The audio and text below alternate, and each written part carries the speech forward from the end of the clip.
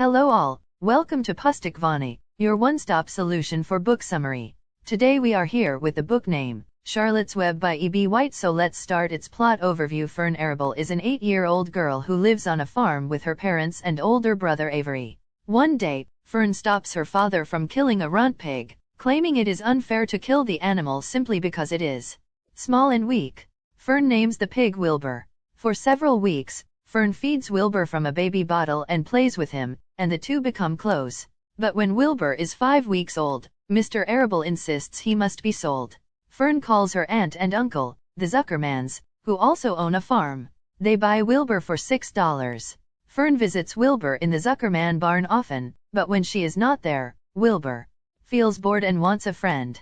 One day, a small voice says that it will be his friend. The voice belongs to Charlotte, a spider living on a web above Wilba'S pen. Though Wilbur is happy to find a friend, he is disturbed by her bloodthirsty feeding habits.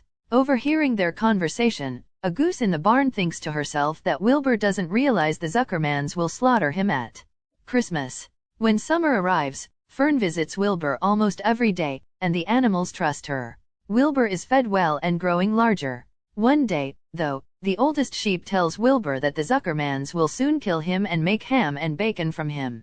Wilbur becomes terrified and cries out for someone to save him. Charlotte promises she will come up with a plan.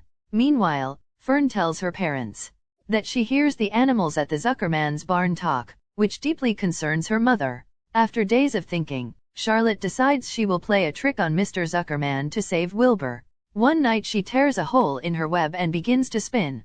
The next morning, when Lurvy, the Zuckerman's farm hand, brings Wilbur's slop to his trough, he notices Charlotte's web above the pig. The words "some pig" are spelled out in the middle. Lurvy and the Zuckermans are astonished. Claiming the web is a miracle, Mr. Zuckerman tells the local minster. The news spreads, and people from all over the county come to see Wilbur. Charlotte asks the barn animals to help her think of more words to write in her web. The goose suggests terrific. The oldest sheep persuades Templeton, the rat that lives under Wilbur's trough, to tear out ads from newspapers in the dump and bring them to Charlotte for other words to use. That night Charlotte spins the word terrific in the middle of her web. Soon, people start returning to the Zuckerman farm to see the terrific pig. Mr. Zuckerman decides to bring Wilbur to the county fair in September, when Templeton brings a soap-ed reading with new radiant action. To Charlotte, she decides to spin radiant into her web. The next day, Fern tells her mother stories she has heard Charlotte tell Wilbur, including one about a cousin who spun a balloon and sailed away on the wind. Mrs. Arable drives into town to seek Dr. Dorian's advice about her daughter's behavior, but he assures her that eventually Fern will become just as interested in Henry Fussey, a boy she knows, as she is in the animals. As the end of summer approaches, Charlotte writes radiant in her web, and crowds keep coming to see Wilbur. The Arables, the Zuckermans, and Lurvy prepare to go to the fair. Charlotte and Templeton hide themselves in the crate Lurvy built for Wilbur so they can go to the fair with him. Once there, Charlotte builds a web above Wilbur's pen and notices a huge hog called Uncle next it. Soon after Fern and Avery run off to have fun, Fern meets Henry Fussey, who treats her to a roller coaster ride. Templeton goes off to the fair too and brings back a newspaper clipping with the word humble for Charlotte to write in her web. After a hot day at the fair, the families and Lurvy drive home. Charlotte is tired, but she tells Wilbur she is making a masterpiece that she will show him tomorrow.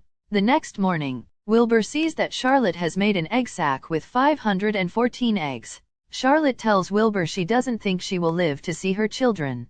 Templeton tells Wilbur and Charlotte that Uncle has a blue tag on his pen, meaning he won first prize. Arriving at the fair, the Arables, the Zuckermans, and Lurvy spot the word humble in Charlotte's web and rejoice. But then they notice that Uncle has already won. Mr. Zuckerman still insists on giving Wilbur a buttermilk bath to make him look his best. Suddenly a voice comes over the loudspeaker, announcing that a special award will be given and asking Mr. Zuckerman to bring his pig to the judge's booth. On the way there, Fern sees Henry, and she races off to treat him to a Ferris wheel ride. Mr. Zuckerman is awarded $25 and a bronze medal. Wilbur faints in the excitement, but Templeton bites his tail to revive him. Back at Wilba'S pen, Charlotte says she will not be returning to the farm because she will die soon. Wilbur promises Templeton that if he retrieves Charlotte's egg sack, Wilbur will always let him eat from his trough first. Templeton agrees. Wilbur holds the egg sac in his mouth. As Wilbur is pushed into his crate, he winks at Charlotte, who whispers goodbye and waves. The next day, Charlotte dies. Wilbur returns home with the egg sac. Throughout the winter, he guards and warms it, and in spring, tiny spiders begin crawling out. One morning, each young spider spins a balloon with fine silk and sails away on a warm draft. Wilbur cries himself to sleep, however, when he awakens, 3 tiny voices greet him. 3 of Charlotte's daughters have decided to stay to be Wilbur's friends. Every spring, new spiders are born. Most fly away, but a few always stay. Wilbur lives a good, long life, but he never forgets Charlotte.